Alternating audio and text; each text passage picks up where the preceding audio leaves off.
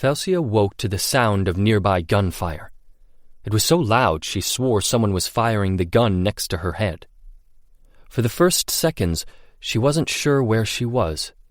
She scanned her dark surroundings, acutely aware of a sharp pain in the small of her back. The hard surface of the bunk brought her back to her senses. With an effort, she sat up, muscles everywhere in her body protesting at the effort. She winced and closed her eyes, rubbing her temples. More gunshots, and Felcia almost fell from her bunk in shock. She looked up at the narrow slit that served as a window and heard dull thuds muffled by sand. "Those are executions. You'll get used to the sound soon enough." The voice speaking Polish sounded from above, and Felcia jerked her head upward. She'd forgotten about the figure shrouded in darkness. "I didn't hear you come in, but I heard you snoring about half an hour ago. I figured I'd let you sleep. You probably needed it."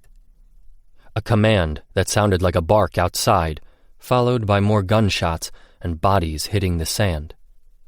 Felcia grimaced as she got to her feet and faced the woman. Surprisingly, she was almost old enough to be her mother. The first thing she noticed was the woman's bruised face. Black circles lined her eyes, her left eye almost completely shut. Then her clothes. Instead of the camp uniform, the woman wore regular clothes.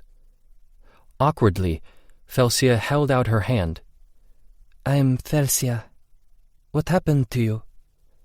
The woman swung her legs over the side of her bunk and, with an effort, shook Felcia's hand. "Anna, don't worry. It looks worse than it is." She scanned Felcia in the dim light, then cocked her head.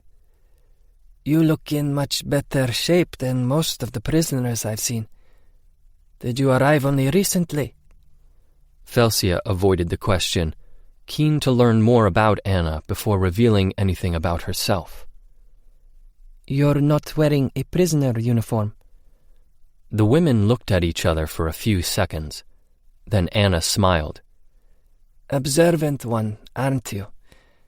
I wasn't a prisoner before I was placed in this cell. I live just outside the camp, in Auschwitz-Birkenau."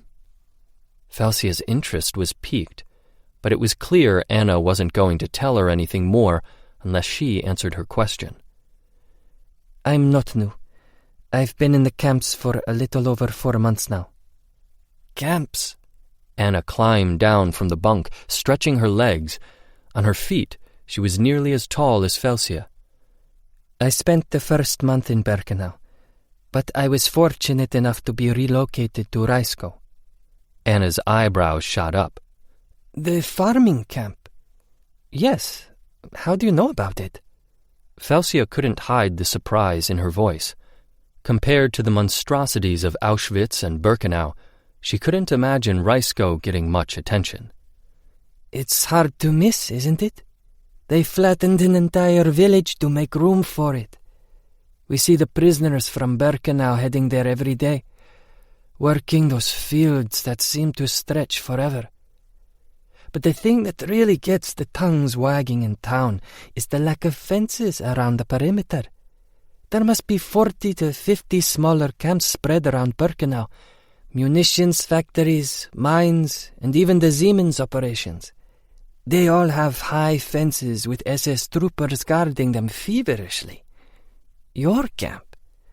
Not quite the same.